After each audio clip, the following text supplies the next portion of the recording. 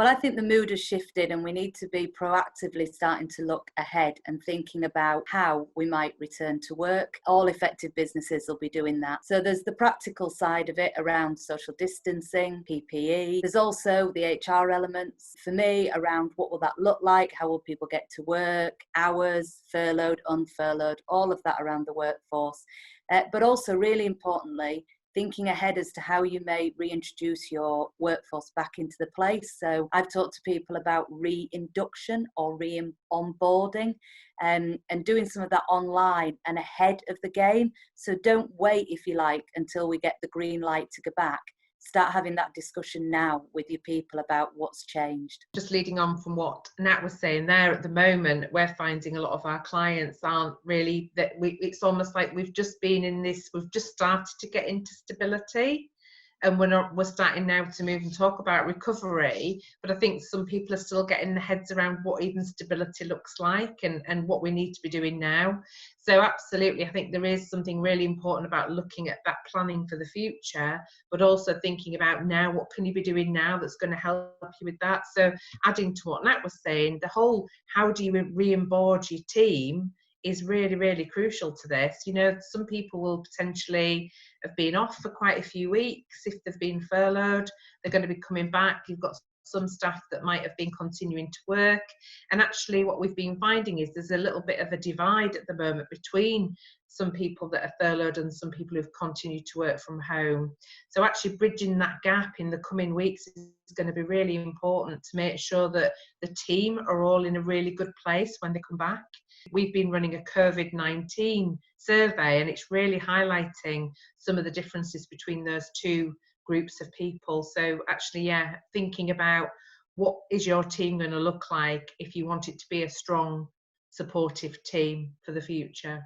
I would just add to that from a personal point of view, we've just literally just furloughed some staff at the beginning of May, which means we're a little bit behind the curve. So I think communication's always important, and from a personal kind of business point of view, the challenges of keeping your furloughed team communicated with, obviously that's something we discussed before in the furloughing video, but it is true there's a very different feeling, I think, from being furloughed, and we're now learning what that feels like for different people. Well, let's be honest, nobody does at the moment. So that's okay. I think we've talked a lot about becoming more comfortable with ambiguity, and admittedly, some people will find that easier than others. I talk a lot about being clear on your facts and what is certain.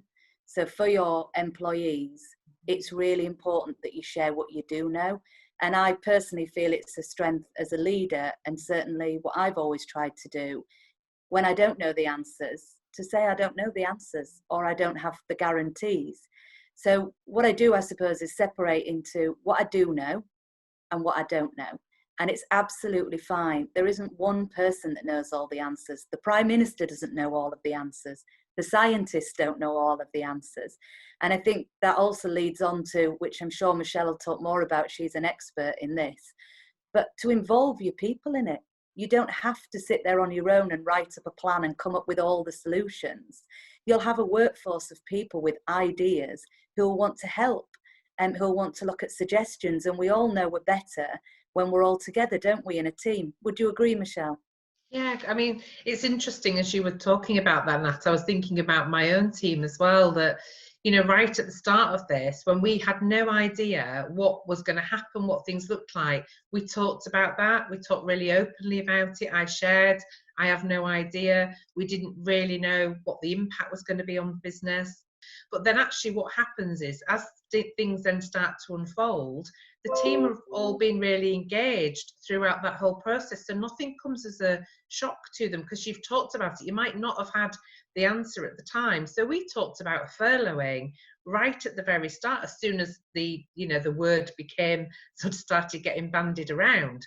We talked about it. We didn't know at that time if we were going to do it or not.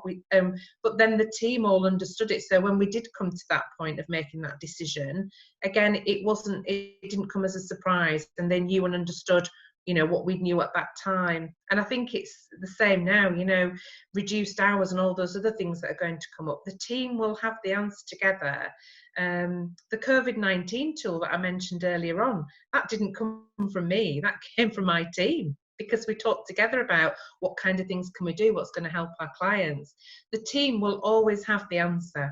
You employed them for a reason. They were great people. You brought them into your business, so use them. I think that's great advice. Personally, I find it really reassuring talking to you two. And actually, I've been very lucky to have these conversations as we've gone through this whole pandemic. It's reassuring to know that as a leader, you don't have to have all the answers. And talking to your team is part of the solution. I would totally agree with that. But also, having a strategy is always a good thing. You need a communication strategy, an internal communication strategy. So structuring the communications with your furloughed and unfurloughed staff, and being open and transparent, which is what we've said before. Well, I think to start talking about it. So it is going to become the topic now. We've already seen it. So I think it's important to start that dialogue now. What's their thoughts on it? There are some real practical and HR issues that do need to be picked up. So your duty of care as an employer, as we've talked about before, has always continued, whether your staff are furloughed or not. But obviously that becomes heightened if you're looking at returning people into a workplace. So you really do need to look ahead. If you're going to require, for example, PPE, you really need to start looking at suppliers now, because there's such a shortage. So that's the thing about being proactive. You need to start looking at your contracts of employment. And if you're going to work in a different way, you need to be clear what's required. Unfortunately, there are going to be some redundancies. There are set notice periods around that. But even short-time working and layoffs, and also the well-being of people. So there's a whole issue around people that may be unable to return to work. And there's a lot of debate about where that sits in terms of employment legislation. So can you force somebody to come back to work, or can't you? In true HR style, I'm going to say that depends on the person, the individual and their situation. The same as childcare, the same as caring responsibilities. But that's going to be a real minefield to work through. And I just go back to what we've said. This is about trying to work with the individual. So I would urge employers and employees to be reasonable and to work together to try and come up with practical solutions. But the earlier you start those conversations, much more likely they are to be effective and not lead to a breakdown in relationship. I've sort of been thinking of it on 3 levels, really. I think we as business leaders need to think about ourselves. What are we going to do to get ourselves in the right place? We've all been on a roller coaster of a journey, so we need to make sure we're in a good place for whatever's ahead of us. So I think there's an element of, as leaders, we need to look after ourselves and make sure that we are getting the support we need, getting the advice that we need, talking to the right people, working through any kind of emotions that we're going through and fears and all those things. I think there's then a stage which is then about how do you start bringing the team back together, because if the team has been disconnected, it's about what can you be doing now to help retrieve that. We've just had that recently in a survey that's highlighted that the team have lost their sense of team spirit. So actually, what can we do now to start to gain that back again? And then individually, what does each person need? I've just unfurloughed one of my team this morning, so we've been talking about it. But again, just the emotional stuff that she went through coming back from from being off for 3 weeks. It's really interesting. I don't think we can lose sight of that. So making sure you have those individual conversations and that people are feeling in the right place, ready to return to work. So interesting. So many issues, aren't there? And I mean, communications is sort of at the heart of it all. You talk about talking to people. So the communications I'm talking about is thinking about how you communicate with your team on a one-to-one basis, on a sort of one-to-many basis. You still need your Zoom calls and your regular catch-ups if they're furloughed. We're doing things like having team quizzes. We're doing our team yoga on 3 days a week, which we did this morning.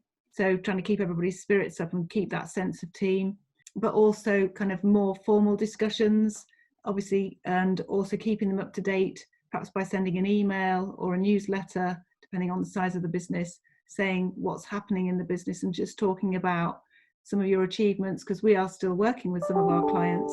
So, and some of them are really busy, and we're still achieving some really good coverage for people. So there's it's kind of polarization, and I think you need to remain positive and keep sharing the successes that you're having as a business. And the other businesses that I've spoken to are in a similar position. Some of their clients have stopped, some of their clients are going full steam ahead. So they do still have things they can talk about in many cases, which I think is really positive for people, whether they're furloughed or unfurloughed. And also will be important going forward to keep that sense of positivity.